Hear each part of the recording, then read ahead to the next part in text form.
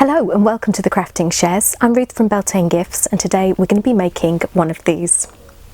And this is a needle felted hedgehog, and this project's quite handy if you wanted to learn how to add fur to your projects. So instead of pointy little spines for this guy, what we've got is this nice soft fur which is made out of natural fibre. And the benefit of using natural fibre for this project is that the varied colour of the fibre itself, if you can see there, it's dark in sections and light in others. It gives a real nice texture to your finished piece. So for this project we are going to need some scissors, some black beads to act as eyes. I'm using 3mm round black plastic beads, but you can use whatever you have handy. I've got a needle in a needle handle. This is a 38 gauge star. You don't need to use the 38 gauge star, you can use any fine needle that you've got. This is just what I've got handy. This one is slightly bent, it's not meant to be, it's just because I've overused it. I've also got our felting pad, which is a cloth bag filled with rice, a needle and black cotton for adding our beads, and some finger protectors just because we're going to be working quite close to our fingers for this. Now for fibre, we've got some light grey herdwick. You don't need to use this particular breed of sheep for your fibre. The reason I'm using this is just because I've got it handy, and it's got quite a nice variation to thickness and colour.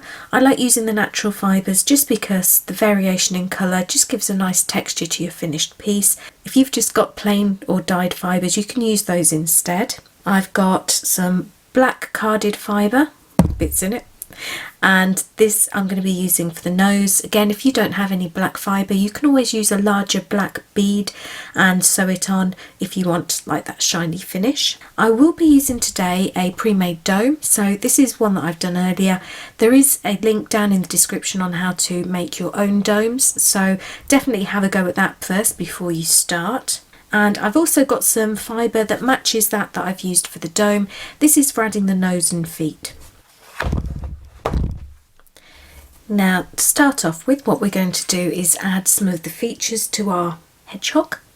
So I've got my dome here ready. I've also got my cream fibre. I'm going to pull off a section and I'm going to start by adding the nose, because once I know where that goes, I know where everything else is going to go. Now I've taken about 5 centimetres worth of my cream roving here. If you want to, you can start with less fibre and build up. I'm just going to work with this and see how I go. And what I want to do is, in the top third of the dome here, I want to add the nose. So to do that, I'm taking my fibre, I've just rolled it up a little bit, and I'm just going to add it just by holding it with my thumb just into the centre, and I'm going to stab round just in a circle. Now this circle is going to be defining the size of the nose. So if you want a big nose, do a big circle. If you want a small nose, small circle. So I'm just working my way round, just catching the edge of the fibre and tacking it into place on the front of the dome there. If you do find you've got little bits in your fibre like I have, you can either pull them out, just gently use the end of your needle just to grab them and just get rid of them, or just kind of felt over the top of them. Okay, so once you've done your outside edge, you should have a rough circle where your fibre is attached. What I'm going to do now is I'm going to start stabbing a little bit higher up. So I was stabbing actually against the dome before. I'm working about 1/2 centimetre up now, and I'm stabbing down at an angle, diagonal angle, working from the outside edge towards the centre of the circle I've created. So if you imagine you've got your circle, there's a point right in the centre of it. The point of your needle should always be pointing or aiming towards that central point, and work your way round. Now when I'm working, I like to keep my needle pretty much stationary and then rotate the item that I'm working on, and this just means that I don't have to mess about with strange angles with my stabbing hand. It's just a bit easier on your wrist if you work this way. Okay, so I've gone round a couple of times. You can see it starting to pull in there. Now I'm trying to create a cone shape for the nose, so to do that I'm keeping that needle angle at that same diagonal. So if you see that there, I'm working at, is that a 45-degree angle? I don't know, but I'm working at an angle, and again always aiming towards that central point. And as it's getting felted in, I'm just working that little bit higher up each time, and because the angle's staying the same, I'm not sure if you can see it yet, it's starting to taper in. Now I'm effectively working in a spiral at this point, so I'm just moving up a tiny bit each time I rotate round. And if you're doing this, be careful when you stab through, because at the moment I'm stabbing through and hitting my finger protected finger at the back there. If I wasn't wearing the finger protectors, this would be quite painful at the moment. Now as you get towards the top, you'll find that things start to get a little bit wobbly. If that's the case, then what you can do is just put your index finger just behind, just to stop the fibre from being pushed away, and this just helps to maintain the shape.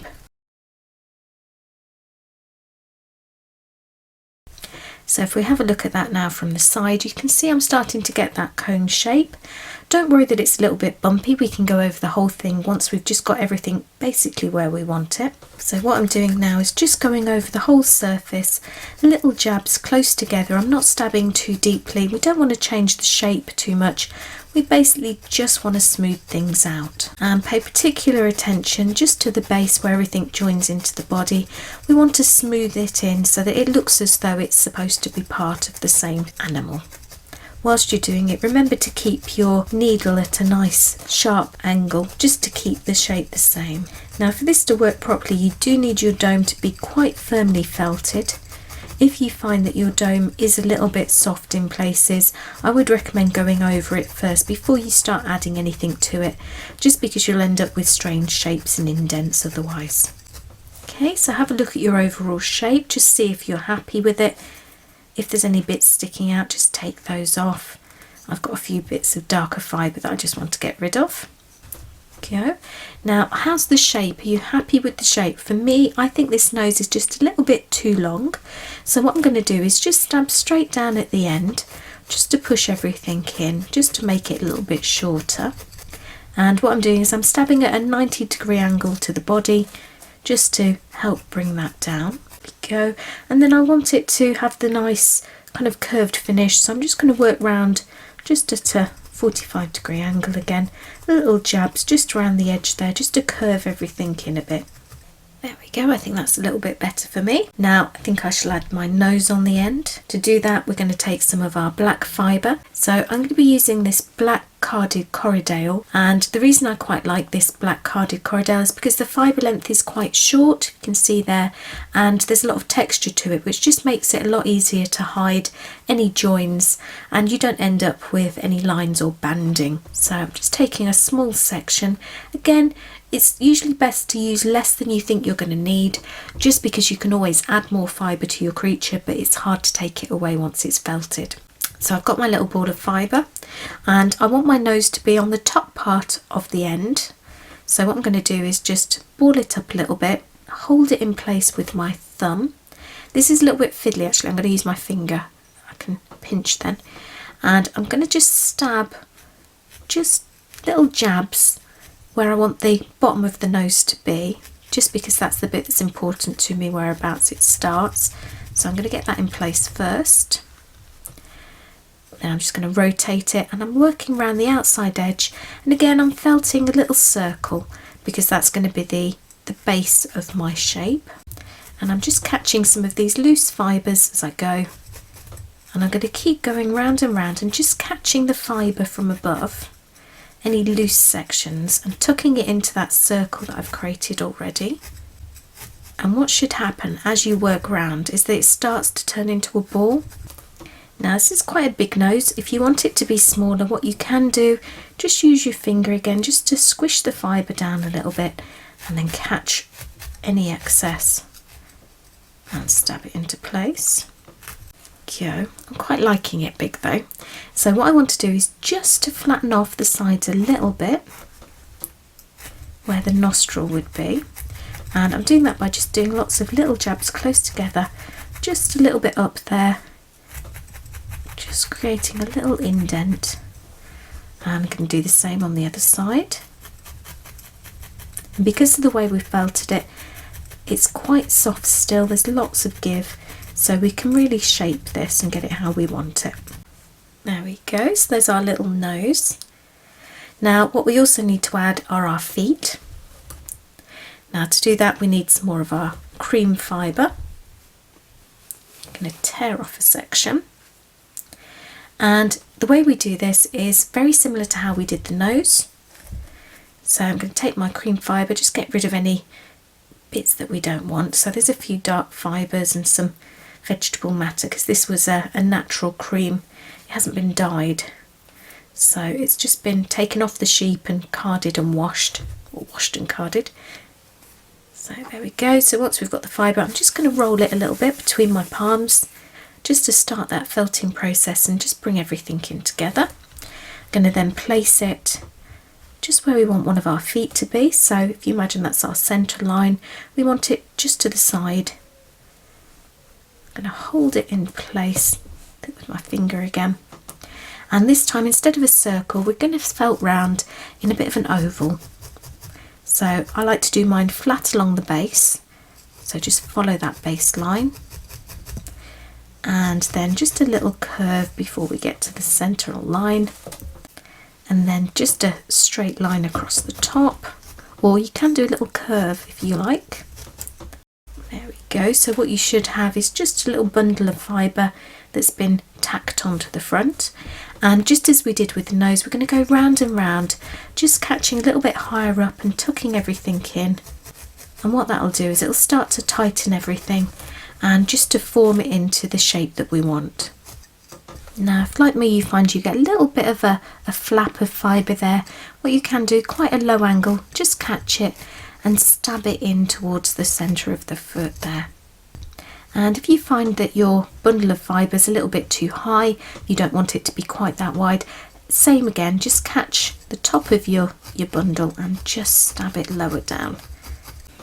Okay, so once it's nice and firmly secured, start working your way higher up when you stab and just start bringing everything in. You can, if you want to speed things up a little bit, just pop your finger on just lightly and just squish. And when you do this, what you're doing is you're pushing those fibres closer together so that when you stab, you're catching more fibres at once and it'll hold its shape a lot better. You don't get quite as much control doing it this way as you do by doing it gradually, but if you want to do it quickly, this is a nice way to do it.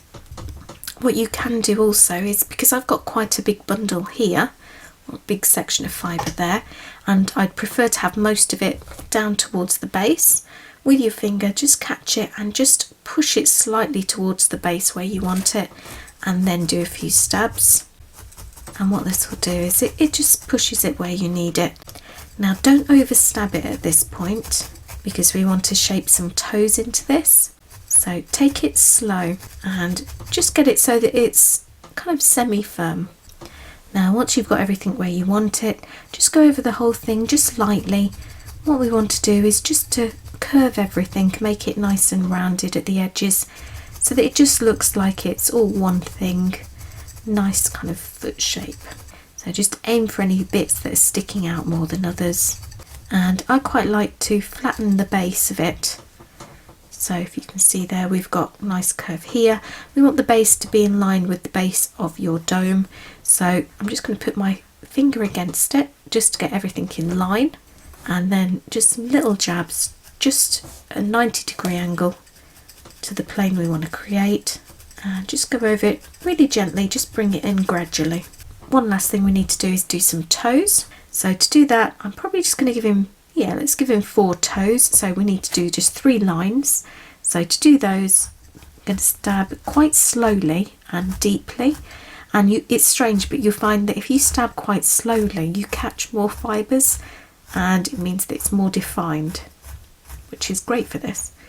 So I'm just working just to the bit where we flattened, just in a little line. There we go. And I'm going to do 2 more lines. Try and get them evenly spaced if you can. And this is why we didn't want to overstab it too quickly. We wanted a little bit of squishiness just so that we've got a little bit of give so we can define these toes. Okay, so we've got our little lines, and how I like to finish these off is just to do some little stabs at the end here. And just from underneath, just that it comes in. There you go, see the difference that makes? Now, just going to do that for the others. Go. So there's our first little foot there. So I'm just going to do the other foot and then I'll be right back. Okay, so we've got our 2 feet now. Our nose is there as well. Now with your feet, I should have said, when you get your piece of fibre to make your first one, try and get your second piece of fibre about the same size at the same time. I didn't, which meant that I had to do a lot more stabbing on my second foot to kind of get it about the same size. So save yourself the hassle and just make sure that both your wadges of fibre for the feet are about the same. Now, normally what I would do is add my eyes last, just because I tend to think when they can look at you they can feel pain. I know they can't, it's just, yeah, that's the way my mind works. But for this one, because we're going to be doing so much fur on the back, it makes sense to put our eyes in now.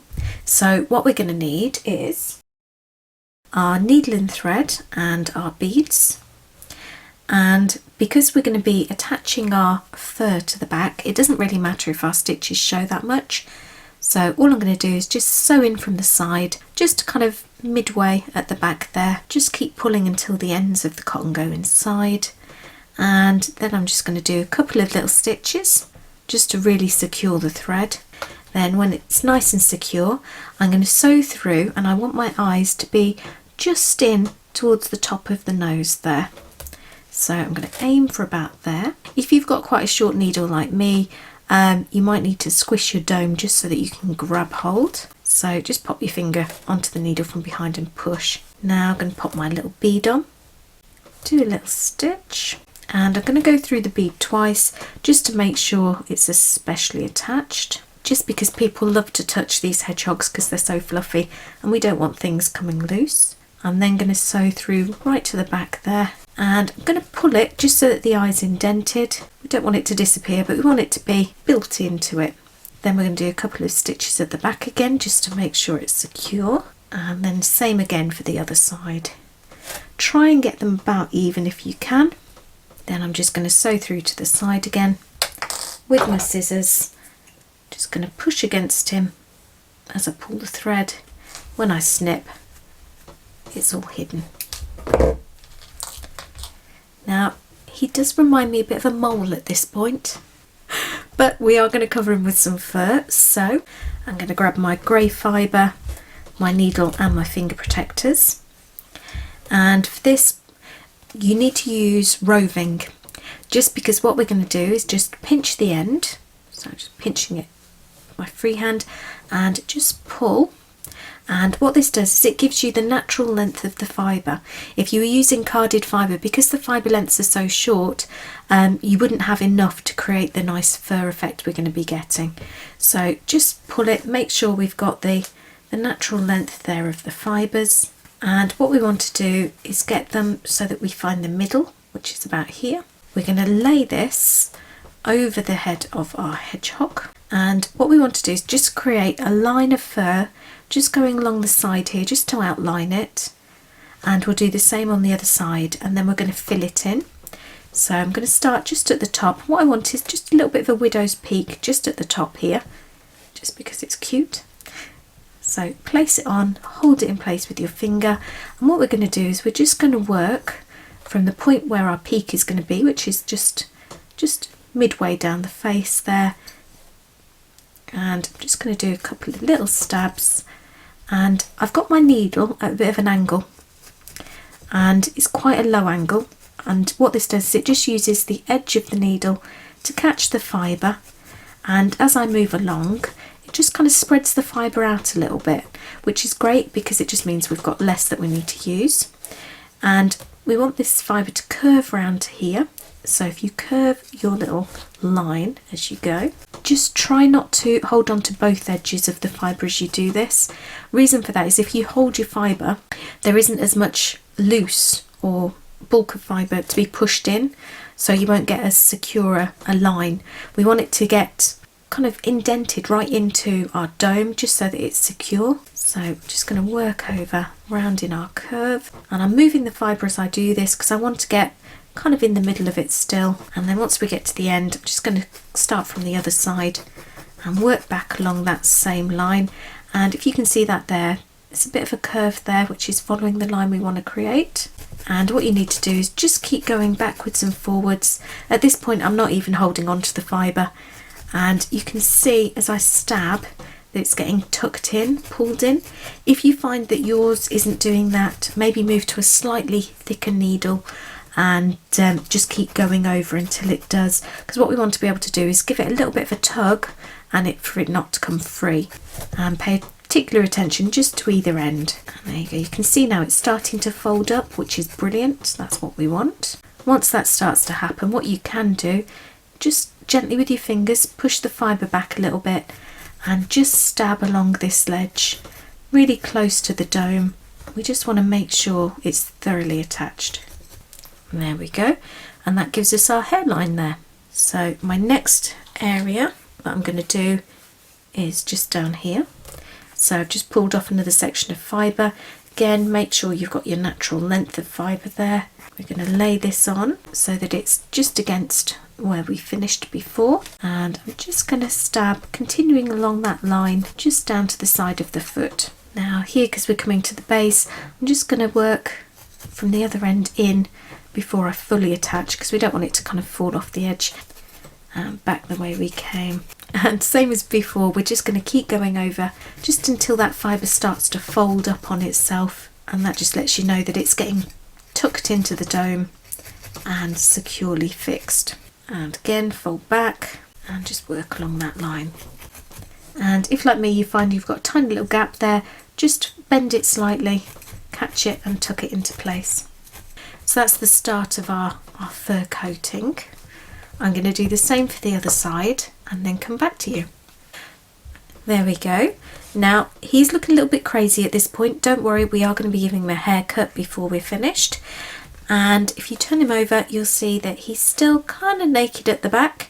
So we're going to start building up this fur now. Now the reason we did this front section first is just because this is the bit that we're going to be looking at. This is the main bit you'll notice. And we want to get nice lines just around the side. We don't need to worry about that though for the back, so we can fill this in as we want to.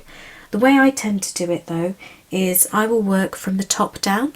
So if you grab another section of fibre, we're just going to lay it over the top sort of lengthwise. So just lay it down and just work from left to right. I tend to work at the outside edges first, just to tack those into place and then work across. And you can make the fur as dense as you want it to be. I quite like it to be quite thick, so I'm going to be putting my layers quite close to each other. Okay, so once that's attached and it's starting to fold in half, what we can do is just push it upwards towards the top. I'm just pushing the fibre so there's, you see there, it's just a little hump of fibre. Just pushing it that way, pinch it in place, and that just gives us plenty to tack in. So just stab over the top there, and that should be nice and firmly attached. We can give that a little pull and it stays put. And we're just going to keep working, just layer after layer, working our way down until we've got a nice thick coverage of fibre. Now for the last layer, I've gone right up to the edge of the base, and you just need to make extra sure that you get it nice and secure for this one. So just spend a little bit of extra time just going over the bottom there. Now if you find that the adding of fibre has pushed your base out a little bit, just stab over the edges just to flatten it once more. So what you should have now is a really crazy looking hedgehog. So if I pop everything out the way. Now if you want to, you can leave him like this. Me personally, I think he needs a bit of a haircut. So if you've got one, you can use metal awl. Now this is just a metal spike with a handle, and you can use it instead of using your felting needle, and you just use it just to really lightly comb through the fibre. I'm not putting much pressure on this at all. I don't want to pull out the fur. And what I'm doing is just catching those fibres and straightening them a little bit, just because they get bent as you hold them, just to get them to their full length so that we can give him a bit of a trim.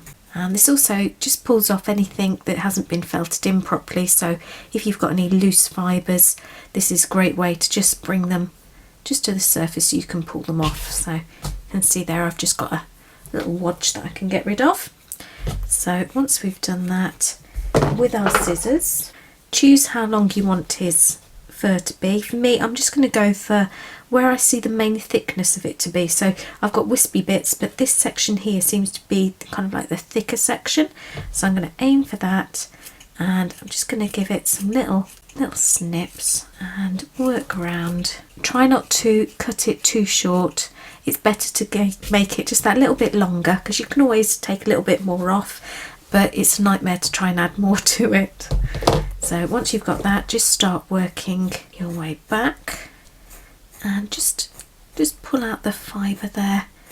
Not pull it out, but straighten it out, and then just have a little snip. Now this is quite therapeutic. It's just quite nice to have a bit of a hack at some hair. Much better to do it to the hedgehog than to yourself, that's for sure. And look at him from different angles, just so that you can get a nice evenish cut. Now I could go a lot shorter with his fur, but I think I'm going to stick with it like this. I'm just going to give him a little bit of a zhuzh by working over with my fingers and just kind of fluffing the fibre together just to hide some of those layers. Now if you wanted to, what you can do is just work around just the front of his face and just smooth it off. I've got just a little bit of a lump going on there, so I'm just going to do a nice little stabs close together just to create a little bit of a curve and a peak, and the same on the other side. And if you find you've got any little gaps, like I've got one there, just catch a little bit of the fur and tuck it down.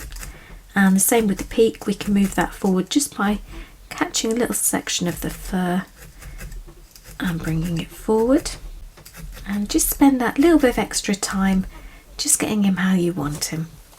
And there is our little hedgehog, ready to go out and hunt slugs or whatever it is hedgehogs do. I think they're very cute personally. I really do quite like them. They're simple, easy to make, and very cute. Thanks so much for watching. Be sure to click on that subscribe button and the bell icon so that you don't miss out on future videos. Next time we're going to be making one of these, and I will see you next time. Stay safe.